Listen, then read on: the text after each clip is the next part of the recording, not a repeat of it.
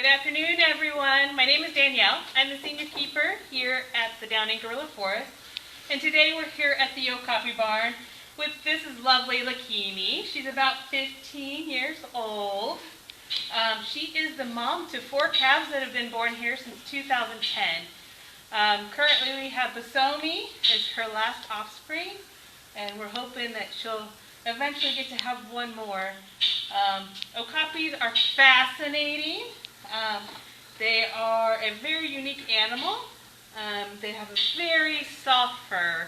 It feels almost like velvet, but it's very oily. You might be hearing the chuffing. That's our male down the way.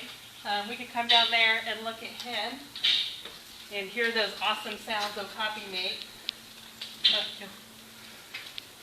This is Ulimi. That's probably him saying that one of the females is cycling. Let's see if he'll come over and say hi. And this is Ulimi. He is a male.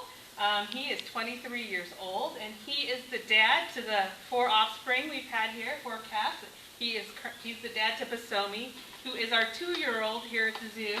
Basomi's out on exhibit right now, enjoying this lovely day. Little difference, these males have ossicones, females do not. If you saw the difference between the Lakimi, his are a little broken off right now, but we got lots of chatting in the Okapi barn. He's very curious on what that sound was. But if you guys have any questions, make sure you let me know. I'm more than happy to answer those questions for you. Okapi are a fascinating group of animals. They're actually the living relative to the giraffe. They just don't have the long necks because they live in the deep forest. The Yaturi forest, that is, actually in the DRC in Africa. So they're very elusive. They're solitary. So we didn't know about them until 1901 that the species existed in Africa. But now we do. There's several zoos that have Okapi, and it's a real treat to be able to care for these fascinating animals. We have one question. What is the typical age range? So they can live, their life expectancy is about 15 to 20 years. So Ulimi here is kind of an older guy, and he is very healthy and enjoying life. And then we'll come over here. Here is Kapu, our 2-month-old. He is already tripled in weight in 2 months since he was born on February 14th of this year. So he's growing really well, and he is a really good boy. This is his nest stall. Okapi are nesters. So when they're born, they usually spend about a day with their mom, and then the moms nest them. So they nest them up to 12 to 24 hours at a time, and then the moms will come back and nurse them. Or in our situation, Kapu would go over to the mom's stall. We actually have what's called a crete. We're going to step in here a little bit. It's a little door that the calf can go through, but mom can't. So this is how we set up our nesting area, and it works really well. All the calves have to come over here, and then they nest, and they find a nice spot in this stall where they feel safe and secure. It wasn't thermoregulating for the first couple months, but since now he's 2 months old, he now gets some outdoor time, and that's on his choice if he wants to go over. We have a question of how much do they weigh. We actually have our scale right here that we weigh them on. So they can typically weigh between 400 and 700 pounds. It's quite a range. Females weigh a little more than males. Females are a little larger in size, so there's quite a weight range. But our guys are around, Lakimi over here is typically around 600 pounds, where Ulimi, our male, is typically about 500 pounds. They are very fascinating. Besides the calf and going into the nest, gestation for an Okapi is about 14 and a half months. So it's over a year before we know, before we get to see a live calf, and it's really cool. Mom, Lakimi was a great mom. Lakimi. And then the biggest factor, though it's really different about Okapi, is they don't defecate for the first 4 to 6 weeks. And it's a very fascinating animal. and very cool. Very unique. Any more questions? What do they eat? What do they eat? Well, these guys are browser. They're a ruminant browser. So they spend their days in the forest taking leaves off different plants. So how we provide that here is they get free choice alfalfa. We gotta get some animals in this shot. Free choice alfalfa. I'll get some diet here. We actually have some of their produce today. So they'll get that little bit. And then they also get a grain. We called it wild herbivore grain. And they'll get that. But this will be, so they'll use their tongues to get their food off the branches. The tongue is about 12 to 14 inches long, so it can wrap around a branch really well and pull leaves off.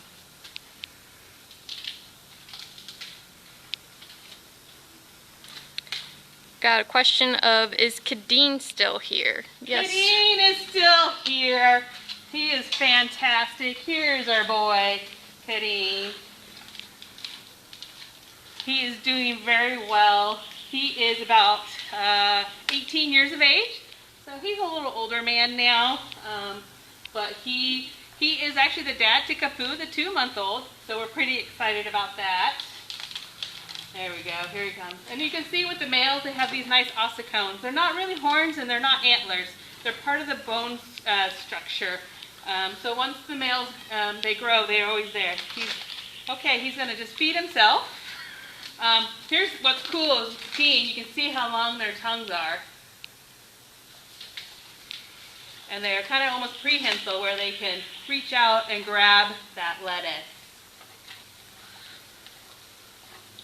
We got a question, do they have stomachs like giraffes do?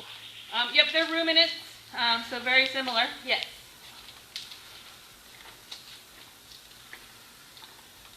It's cool just to see. See if I can get him out. Hey, out there, there you go. So you can see his. You got a visitor behind you, Lexi. She's ready. She's like, come back with the romaine. We enjoy the romaine. Question of, how many do we have here? So we have 2 females and 4 boys. Yeah, so we can go through that list real quick. We have Ulimi. He is our oldest male at 23. Kadeen is a male. He is 18. We have Lakimi here, who you see in the video right now. She is 15. We have Amani, who is Kapu's mom, and she is 4 years old. Basomi, who's out on exhibit right now, he is 2, and Kapu, who's 2 months old. So yeah, we are full at the barn right now. Lots of great Okapi, and doing well. These guys are considered endangered. Just recently in 2015, their status changed from threatened to endangered. There's a lot of silver uprest and more in the DRC, plus habitat destruction and mining is also a big factor in their area. So that's one reason they are endangered. So we're pretty excited to have Okapi at Sedgwick County Zoo. They're amazing, amazing animals.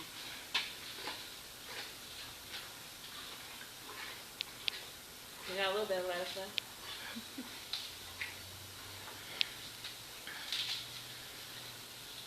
So we've seen a few of our volunteers check in. Shout out to Sandy and Jenny out there. We miss you guys. We love you.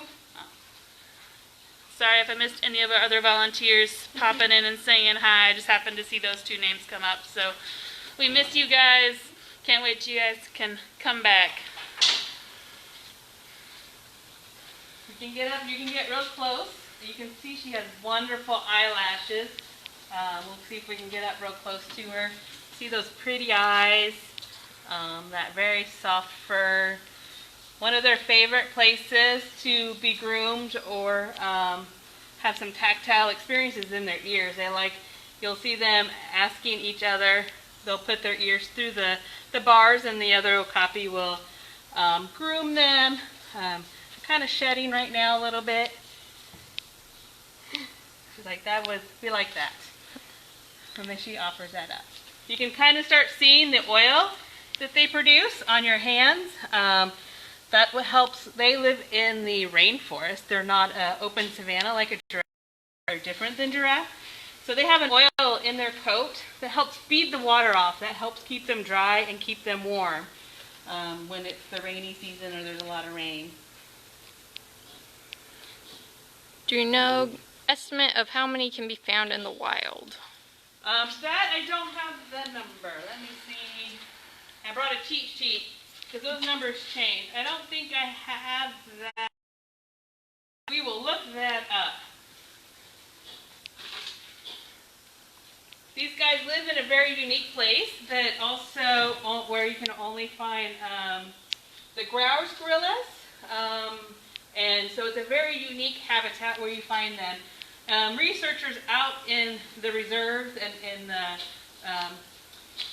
in the parks where these guys are protected rarely see Okapi. They actually have just started putting out camera trails to identify Okapi that's in the areas because they are so very elusive. We got some numbers here real quick.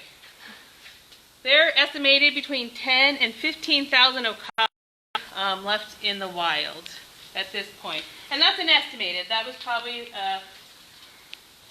a time about 2015 that was last done, or when was that?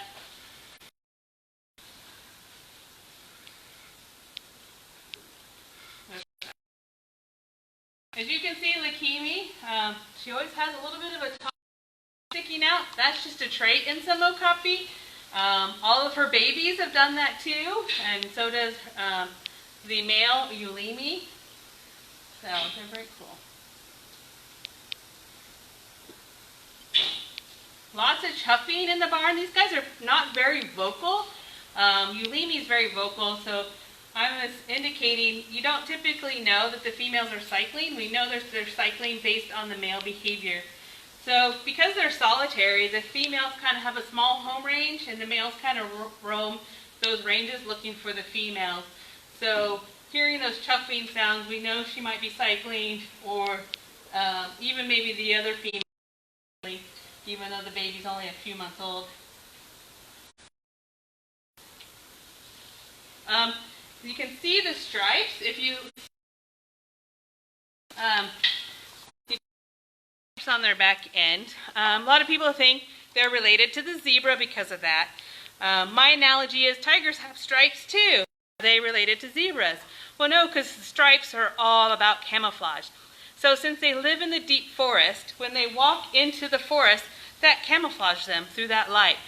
We've also learned that those stripes, for the mom, the calf follows those stripes through the forest. So it's kind of a dual purpose, but it's also like a fingerprint. They all have their own unique patterns, so you can identify different okapis by that pattern. I've also learned fecal you can identify okapi based on their fecal pellets, the size, the way they look. It's all unique to each individual. Any more questions out there? We would love some questions.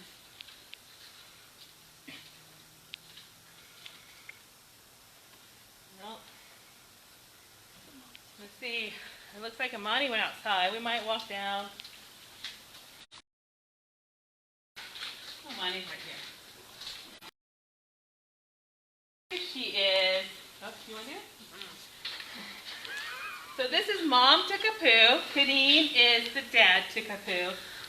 She's a little shyer, so we want to go in nice and soft, but she's enjoying some tactile and such. You can kind of, I don't know if you want to get in here.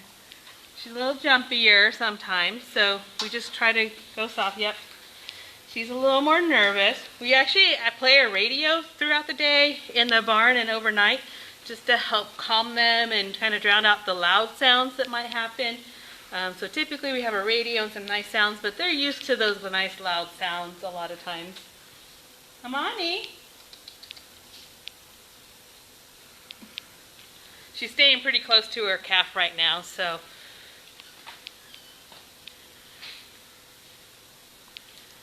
How can we get into volunteering after this pandemic is over? Oh yes, well, we would love to have our volunteers back, but we have a volunteer coordinator. You would just need to call the zoo and see when we will start accepting new volunteers. It might be a little process right now because of the pandemic, but we're always looking for volunteers. There's a lot of different opportunities to volunteer in the departments here at the zoo. Oh, this is a good girl. So she almost came and visited. Amani looks a lot like her mom, Lakimi. She's got that nice light colored face. So she's presenting her ear. She does this when she wants her ear scratched. So we just kind of go in softly and slowly. And so. Got a question of, do we do anything for their feet or hoofs? Do they need any special care? Most of the time, part of the areas, they should wear their hooves down properly just by their walking.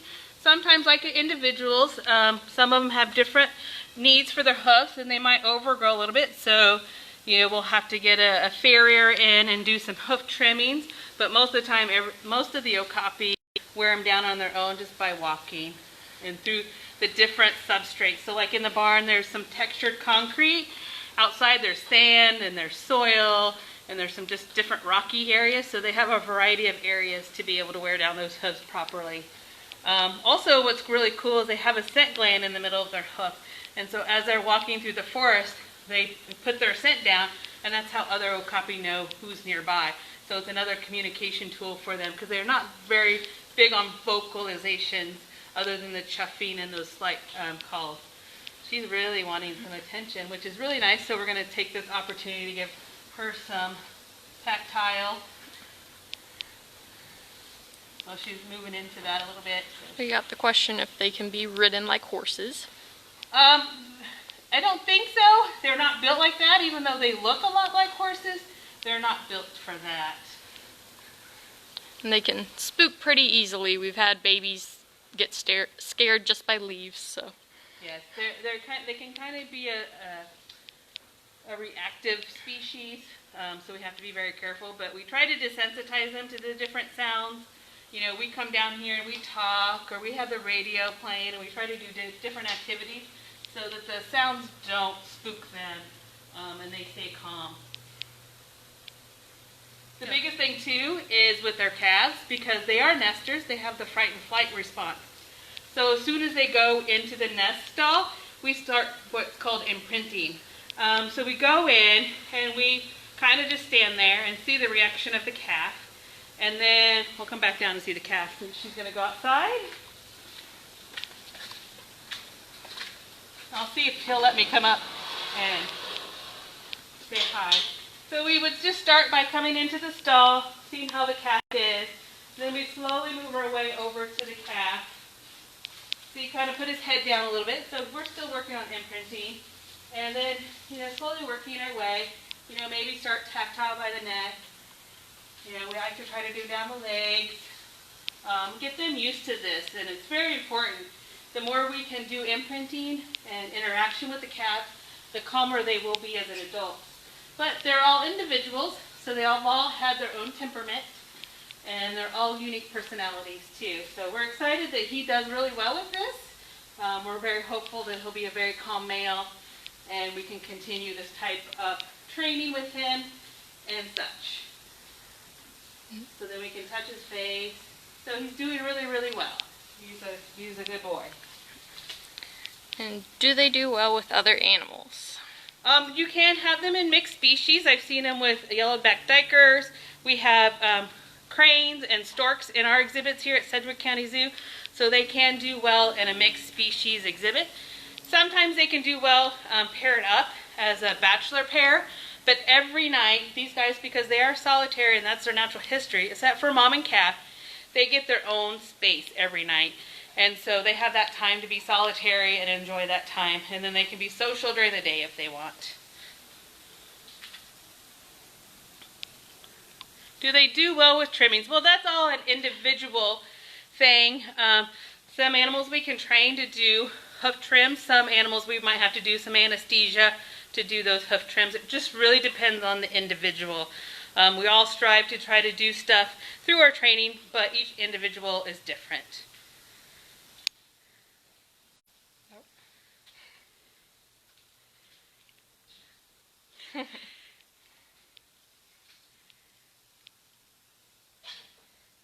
All right, guys. Well, we're going to end this session of SCZ Live with a great view of our 2-month-old calf, Kapu. He has been a joy to our area, and just because we're closed, we are still caring. So hope to see you again.